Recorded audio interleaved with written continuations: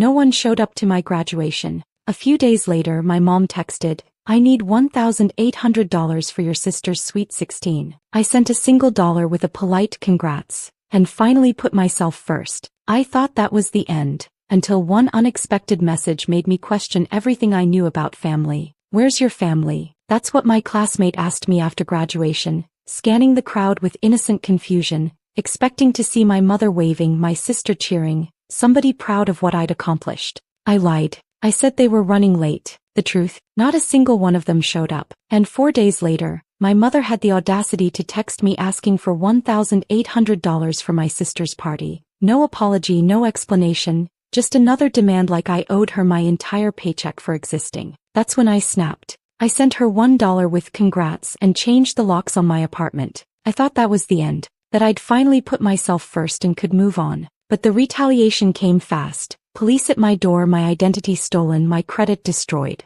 And then came the message that changed everything. A text from my Aunt Diane, someone my mother had kept me away from for 15 years. "We need to talk. It's about your mother, and some things you deserve to know." This is the story of how I stopped being invisible, and how one unexpected message revealed the family secret that explained everything. Let me start from the beginning. The graduation ceremony took place on a perfect June afternoon in Denver. The sun gleamed off the stadium seats, and the air buzzed with excitement as families clutched bouquets and phones, ready to capture every precious moment. When they called my name, Maya Elizabeth Hartwell, Master of Business Analytics, I instinctively searched the reserved family section. Empty metal chairs stared back at me in perfect, devastating rows. I forced myself to smile for the photographer, gripping my diploma frame so tightly my knuckles turned white. Around me, the celebration exploded. Students embraced their parents. Friends screamed with joy. A little boy ran across the grass holding a sign that read, "That's my sister." I stood alone, trying to make myself smaller, invisible in a crowd of hundreds.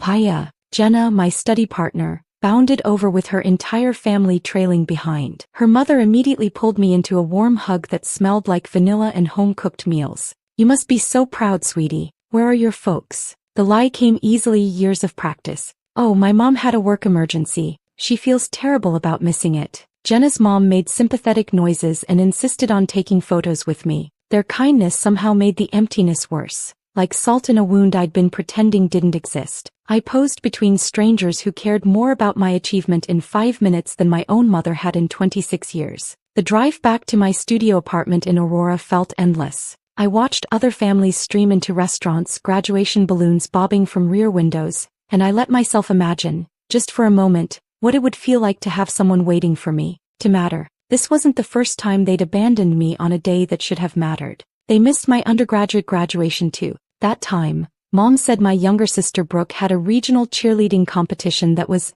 absolutely critical for her future. When I made the dean's list my sophomore year, she was too busy. When I got accepted into grad school, she asked if I was sure it was worth the debt. The pattern was so consistent it had become almost comforting in its predictability. At least I always knew what to expect. Nothing. What I'd learned to expect was being the family bank account. Started when I was 17. I got a job as a cashier at Target, then picked up weekend shifts waiting tables at a local diner. Half of every paycheck went straight home without me even being asked. Mom's texts always had the same tone. "Brooke needs new competition shoes." Or, "Can you help with the electric bill this month?" They were phrased like requests, but we both knew they were demands. I told myself it was temporary, that once I finished school, once I had my degree and a real career, things would change. They'd finally see me as more than a convenient source of funding. They'd see me as their daughter, their sister, someone worthy of love that didn't come with a price tag attached. I was wrong. 4 days after my graduation, while my cap and gown still hung on the back of my bedroom door, my phone lit up with a text from my mother. The message was short, transactional,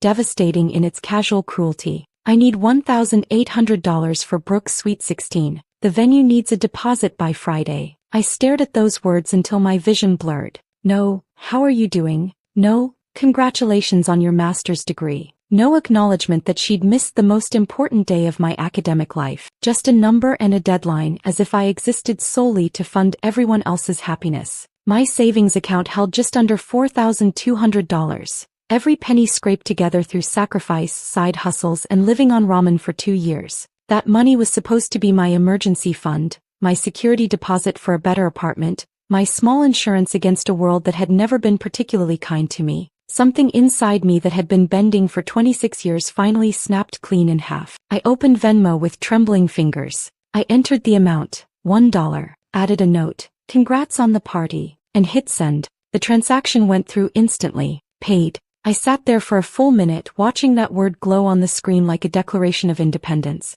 Then I stood up, walked to my kitchen junk drawer, and pulled out the spare apartment key my mother had insisted I give her for emergencies. I dropped the key in the trash. The next morning I called a locksmith. He arrived within an hour, a weathered man in his 60s who hummed old country songs while he worked. When the new deadbolt clicked into place with a satisfying finality, he handed me 2 shiny keys. "Fresh start?" he asked. "Something like that," I murmured. That night my apartment felt different. The silence wasn't lonely anymore. It was peaceful. For the first time in my adult life, no one could walk through my door uninvited. I thought that was the end of it, that I'd finally set a boundary and could begin building a life that belonged to me. The retaliation came 2 days later. Someone pounded on my door, an aggressive, insistent hammering that made my pulse spike. Through the peephole, 2 Denver police officers stood in my narrow hallway. I opened the door with a racing heart. "Can I help you?" The taller officer held up his badge. "Maya Hartwell?" "I'm Officer Dawson, this is Officer Kim. We received a wellness check request from your mother, Patricia Hartwell. She claims you've been unresponsive and she's worried you might be in crisis." The words hit me like a slap. "She said what?" My voice came out sharp with disbelief. Officer Kim stepped forward. "May we come in? We just need to verify that you're safe." What choice did I have? I let them into my studio apartment. Officer Dawson glanced around at my spotless counters, laptop open to job applications, dishes neatly drying by the sink, my framed diploma on the wall. "Have you been experiencing any mental health crises recently?" he asked.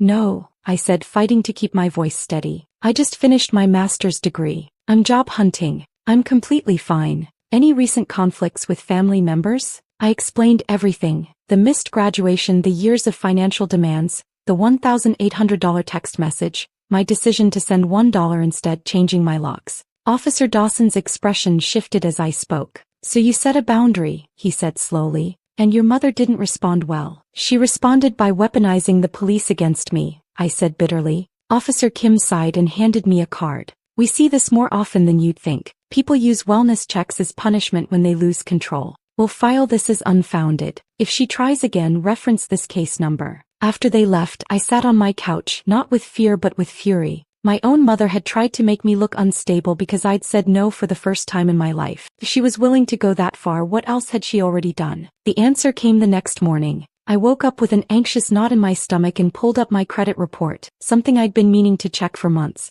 What I saw made the room spin. 2 new credit inquiries stared back at me, Chase Bank and American Express, neither of which I'd applied for. I clicked through to the detailed view. 2 credit card accounts had been opened in my name. Both listed my information, but the address on file was my mother's house in Thornton, where I hadn't lived in 8 years. The current balances made my vision blur. $3,400 on the Chase card, $2,100 on the American Express. I scrolled through the recent transactions. Rocky Mountain Event Hall, $1,800. Sweet Celebrations Catering, $2,200. Glamour Party Rentals, $950. DJ Diamond Dave Productions, $650. My mother's text message blazed through my mind. "I need $1,800 for Brooke's Sweet 16. She hadn't needed it. She'd already spent it, using credit cards fraudulently opened in my name. I called Chase Bank immediately. "This is Maya Hartwell.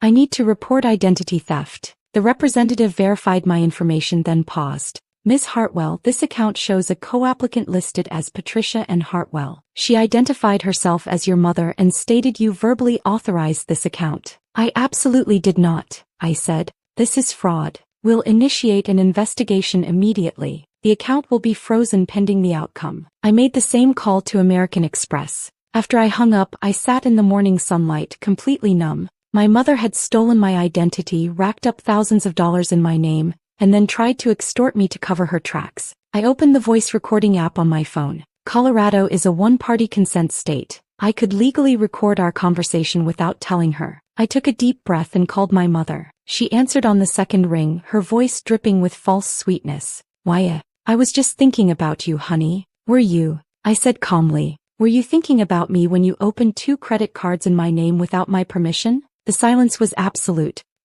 What are you talking about? She finally stammered. Chase Bank and American Express, I said evenly. Both opened at your address. Both used to charge thousands of dollars for Brooke's Sweet 16. The same party you demanded $1,800 for, after you'd already spent over $5,000 using my stolen identity. Maya, you don't understand. No, you don't understand, I cut her off. I've already reported the fraud to both banks. There are active investigations. You used my name and social security number without consent. That's identity theft. That's a federal crime. I was trying to help you build credit, she said desperately, by destroying my credit score, and then when I wouldn't give you more money, you called the police and tried to have me committed. I was worried about you, she shrieked. You changed your locks. You sent me $1 like I'm some kind of joke. You've treated me like a joke my entire life, I said quietly. The only difference is I'm finally done laughing. I ended the call and saved the recording. Evidence, June 3, 2025. The fraud investigations moved quickly. Within a week, both credit card companies confirmed the unauthorized accounts and began removing the charges from my credit report. My mother was held fully responsible for the debt, over $5,500, plus interest and fees. Word travels fast in small communities. Within days, I started getting messages from people I hadn't heard from in years asking about the credit card situation. I didn't respond to any of them. Brooke's Sweet 16 became the event everyone talked about, but not for the reasons my mother hoped. The venue demanded cash payment up front. When my mother's cards were declined, the party was quietly cancelled. Brooke called me that night sobbing. You ruined everything. Everyone at school is talking about us. My party is destroyed and it's all your fault. Your party was paid for with fraud, I said flatly. Mom stole my identity and committed a felony. I didn't ruin anything, she did. She's your mother. Family is supposed to help each other. Family doesn't steal from each other, Brooke, I said softly. And family doesn't weaponize the police because you said no. She hung up on me. I blocked her number. For 2 weeks, blessed silence. I filled out paperwork, met with a credit counselor, started applying for jobs in other cities. I was ready to leave Colorado entirely, to build a life where nobody knew my history. Then on a Thursday afternoon my phone lit up with a message from an unknown number. Maya, this is your Aunt Diane. We need to talk. It's about your mother, and some things you deserve to know. Can we meet? I stared at the screen, my heart pounding. Aunt Diane, my mother's older sister. I hadn't seen her since I was 11 years old, right before some massive family blow-up that was never explained. One day Aunt Diane was at every gathering, and the next she was erased like she'd never existed. Whenever I asked about her, my mother's face would go tight. Diane is toxic, she'd say. She's jealous and manipulative. We don't talk about her. But what if my mother had been lying about Diane the same way she'd lied about everything else? I typed back, when and where. Her response came immediately, Saturday 2 p.m. Stella's Coffee on Colfax. Come alone. This is important. Saturday arrived with clear skies. I drove to Stella's Coffee 30 minutes early and sat in my car watching the door, second-guessing everything. At exactly 1:58 p.m., a woman walked up to the entrance. I recognized her immediately. Aunt Diane looked older, her dark hair now streaked with silver, but she had the same sharp eyes I remembered from childhood. She was carrying a large manila envelope. I got out of my car and walked toward her. When she saw me, her expression crumbled into something between relief and heartbreak. Maya, she breathed. Oh honey, you look so much like your grandmother. We went inside and found a corner table. Diane ordered us both coffee, then set down the envelope between us. I don't even know where to start, she said quietly. Start with why you disappeared, I said. Start with why my mother made you sound like a villain. Diane laughed without humor. Because I tried to tell you the truth, and your mother couldn't let that happen. She opened the envelope and pulled out documents, bank statements, legal papers, and photographs. Old pictures of my mother, young and smiling, holding a baby that wasn't me. Maya, Diane said gently, there's something about your family that you've never been told. She slid a document across the table. It was a savings account statement from 1999, in my grandmother's name, with a beneficiary listed, Maya Elizabeth Hartwell. The balance made my breath catch. $127,000. Your grandmother set this up when you were born, Diane explained. She knew your mother struggled with money, so she created a trust fund for your education. It was supposed to go to you when you turned 18. My hands went numb. I never received anything like this. I know, Diane said, tears forming in her eyes. Because your mother emptied it. She forged the necessary documents, claimed she needed it for your education, and spent every penny before you were old enough to know it existed. The coffee shop seemed to tilt around me. What did she spend it on? Diane pulled out more papers. Receipts, bank transfers, credit card statements. A new car, home renovations, Brooke's private school tuition, dance competitions, vacations, everything except what it was intended for. That's why I went into debt for college, I whispered. That's why I worked 2 jobs. That's why I took out loans while Brooke got everything handed to her. Your grandmother's money paid for Brooke's childhood, Diane said bitterly, while you sacrificed yours to survive. Why didn't you tell me sooner? I asked, anger rising in my chest. I tried, Diane said, her voice breaking. When you were 11, I confronted your mother. I told her I was going to tell you everything. She threatened to get a restraining order, claimed I was unstable and trying to turn you against her. She cut me off completely and told you I was toxic and dangerous. Everything clicked into place. The years of being treated like an obligation instead of a daughter. The constant demands for money. The way Brooke was elevated while I was dismissed. My mother hadn't just been neglectful, she'd been covering up theft. There's more, Diane said quietly. She pulled out another document. Your grandmother also left you her house in Lakewood. A 3-bedroom home fully paid off. Your mother sold it 6 months after Grandma died and kept the proceeds. Another $340,000. I couldn't breathe. Nearly $500,000 that should have been mine. Stolen, spent, erased from existence. I've been documenting everything for years, Diane continued, waiting for the right time to reach out. When I heard about the credit card fraud, I knew you were finally ready to hear the truth. She pushed the entire envelope toward me. This is all yours. Every receipt, every bank statement, every piece of evidence. If you want to pursue legal action, you have everything you need. I sat there, staring at the pile of documents that represented my stolen inheritance, my stolen childhood, my stolen life. Why did she hate me so much? I whispered. She doesn't hate you, Diane said softly. She resents you. Your grandmother loved you more than she loved your mother. Left you more than she left her own daughter. Your mother has spent your entire life punishing you for being loved by someone she could never please. The truth settled over me like a heavy blanket, suffocating and clarifying all at once.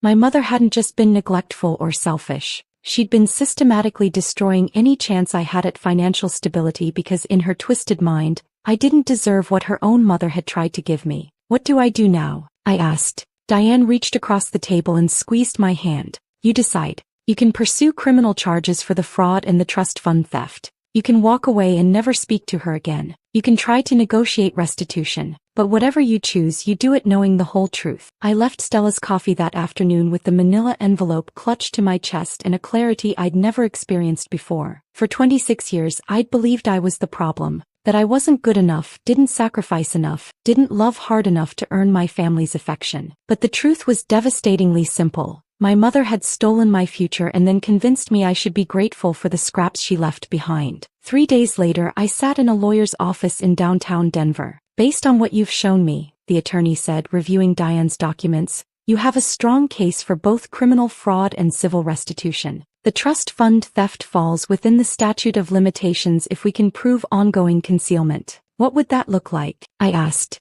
Criminal charges for identity theft and fraud. She'd likely face probation and mandatory restitution. Civil suit for the trust fund and property sale, you'd be entitled to the full amount plus interest, which would be somewhere around $650,000 in today's dollars. The number made my head spin. How long would it take? A year, maybe 2. And it won't be easy. Family cases rarely are. I looked down at my hands, the same hands that had worked double shifts to send money home, that had gripped my diploma while standing alone, that had trembled while changing my locks. Do it, I said. File everything. The lawsuit was filed on a Monday morning in July. By Tuesday afternoon, my mother's lawyer had called requesting a meeting. I refused. By Friday, local news outlets had picked up the story. Woman sues mother for $500,000 in stolen inheritance. My phone exploded with messages, from former classmates, distant relatives, people I'd never met. Some supportive, many cruel, all curious. I ignored them all except one. It was from Brooke. I didn't know. I swear I didn't know about Grandma's money. Mom told me it all went to taxes. I'm so sorry, Maya. I'm so sorry for everything. I stared at that message for a long time before responding. I believe you, but I can't have a relationship with you right now. Maybe someday. Take care of yourself. The legal battle dragged on for 18 months. Depositions, court hearings, mediation attempts. My mother fought every step, claiming the trust fund was a family resource, and she'd used it for the greater good. But the evidence was overwhelming. In March 2027, the judge ruled in my favor. Total restitution, $687,000 including interest and penalties. My mother was also convicted of identity theft and placed on probation. She never apologized. The money hit my account on a rainy Tuesday afternoon. I sat in my new apartment in Boulder, a bright two-bedroom with mountain views, and watched the numbers appear on my banking app. I didn't feel victorious. I didn't feel vindicated. I felt tired and free. I used part of the money to pay off my student loans, invested a portion, donated $50,000 to a scholarship fund for first-generation college students who'd aged out of foster care, kids who, like me, had to build their futures without family support. And I bought myself something I'd never had: time. Time to figure out who I was without the weight of their expectations. Time to heal. Time to build a life that belonged only to me. On a warm September evening, almost 3 years after my graduation, I stood on my balcony watching the sunset paint the mountains gold. My phone rang. "Aunt Diane, how are you doing, sweetheart?" she asked. "I'm good," I said, and realized I meant it. "I'm actually really good. Your grandmother would be so proud of you," Diane said softly. I smiled, tears forming in my eyes. "I wish I'd known her better." "She knew you," Diane said. "That's why she left you everything. She saw who you'd become." After we hung up, I stayed on the balcony until the stars came out. I thought about that girl standing alone at graduation, smiling for a photo while her heart broke. I thought about the moment I sent that single dollar and changed my locks. About the fear and fury and eventual freedom. Family is supposed to be the people who show up, who celebrate your victories and catch you when you fall. For 26 years, I kept trying to earn that from people who were never capable of giving it. But I'd built my own family now. Aunt Diane, who'd waited 15 years to tell me the truth. Jenna and her parents, who'd made space for me at their table. The lawyer who'd believed my story. The scholarship students I'd never meet but whose lives I'd helped change. And most importantly, myself. I'd shown up for me. I'd seen me. I'd chosen me. And that, I realized, was worth more than any inheritance. The day after my graduation, I thought nobody had shown up. I was wrong. I did. And I've been showing up for myself ever since. If you've ever had to choose yourself when your family wouldn't choose you, you're not alone. Drop a heart below so I know you're out there. Your story matters. You matter. And one day you'll stand on your own balcony watching your own sunset and realize that being your own hero was the victory all along. If this story of standing up for yourself hit you right in the heart, smash that like button right now. My favorite part was when Maya sent that single dollar with "congrats" and changed her locks for the first time. What was your favorite moment? Drop it in the comments below. And if you've ever had to choose yourself when your family wouldn't choose you, you're not alone. Let me know where you're watching from. Don't miss more powerful stories of boundaries and justice. Subscribe and hit that notification bell so you never miss an upload.